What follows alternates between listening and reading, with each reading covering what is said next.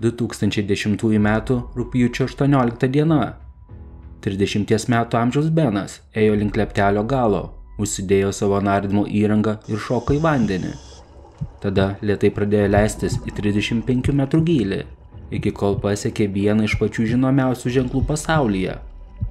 O šis ženklas griežtai perspėja kiekvieną apie grėsintį pavojų ir ragina neplaukti toliau, nebent jūs esate labai patyręs naras ir 100% žinantis, ką darote. Kitu atveju jūs mirsite, kaip ir kiti žmonės nepaklausę šio ženklo. Sveiki atvykę į įdomiausią dokumentikos kanalą, kur šiandieną jums papasakosiu apie tragišką nutikimą Vortekso šaltinyje. Jeigu norite daugiau panašaus turinio, nepamirškite palikti raktinį žodį noriu. O dabar gero žiūrėjimo. Benas gimė 1980 m. balandžio 15 d. Jis buvo vyriausias iš 3 vaikų. Benas nuo mažų dienų domėjosi aktyviomis ir kartu pavojingomis veiklomis, tokiomis kaip kopimas į stačias uolas. Būdamas 15 metų amžiaus, Benas susidomėjo nardymu, bet baigęs universitetą, jisai pasuko į statybų verslą ir atidarė savo kompaniją. 2008 metais, lankydamas savo tėvus Memfyje, Benas aptiko ant grindų be sąmonės gulintį savo jauniausią brolį Polo. Benas jį bandė gaivinti, bet pastangos buvo bevaisės. Atlikus skrodimą buvo nustatyta, kad jisai mirė dėl perdozavimo. Tai labai šokiravo Beną ir visą jo šeimą. Benui tai buvo labai sunkus laikas, jis kaltino save ir puolė depresiją, kuri paveikė jo verslą ir asmeninius santykius. Po kurio laiko jis išsiskyrė su žmona ir neteko verslo, jam liko milžiniškos skolos. Tad Benas nusprendė apsigyventi jo tėvams priklausiusiame name Floridoje. Jis ir vėl susidomėjo nardymu, tai buvo jam savotiškas pabėgimas nuo visų problemų. Beno viena iš mėgstamiausių nardymo vietų buvo Vortekso šaltinis, kuris traukė nardytojus iš visų Jungtinių valstijų.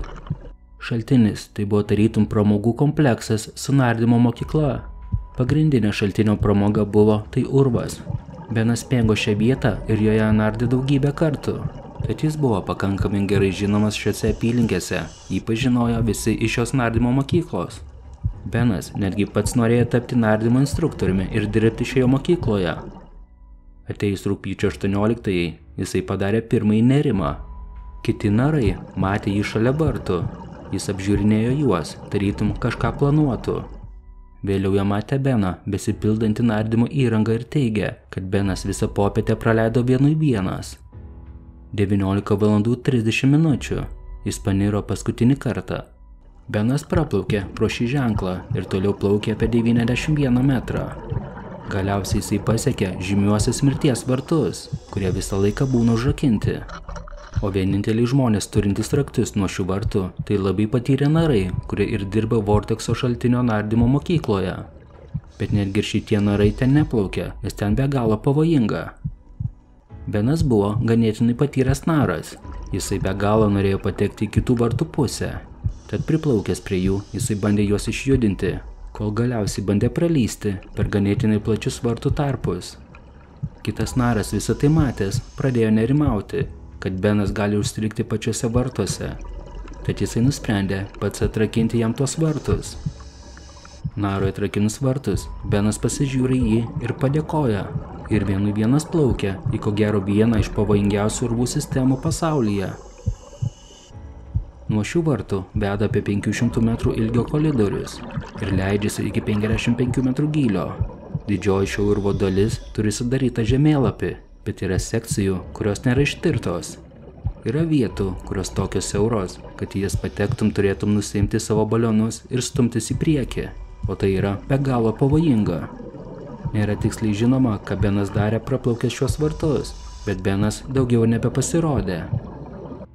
Po kelių dienų darbuotojai matantis jo visureigį sunerimo ir iškvietė gelbėjimo tarnybas jo ieškoti.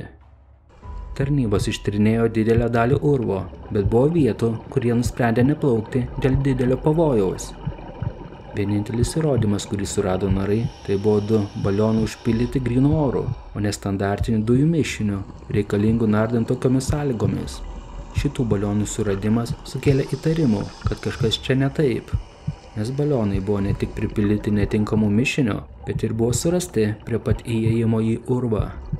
Patyrę narai žino, kad atsarginius balionus reikia pastatyti netoli tų vietų, kurios yra tyrinėjamos, kad nelaimės atveju būtų lengviau pasiekiami.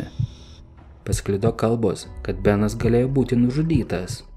Dar labiau šios kalbos pradėjo plisti, po to, kai sekančiais metais Vortexo šaltinio komplekso savininkas Lovelo Kelly mirė labai panašiomis aplinkybėmis šiame urve.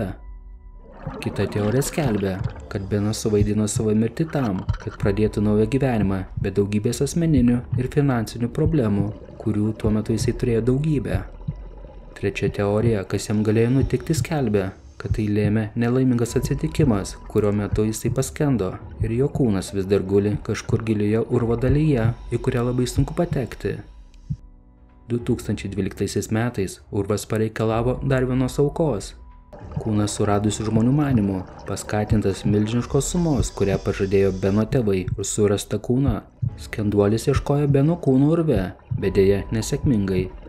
Po šios žinios tėvai atšaukė šitą atlygį, kad nenukentėtų daugiau žmonių. Ką jūs manote, ar Benas gali būti gyvas? Ačiū, kad žiūrėjote ir iki susitikimo kitame įdomiausios dokumentikos video.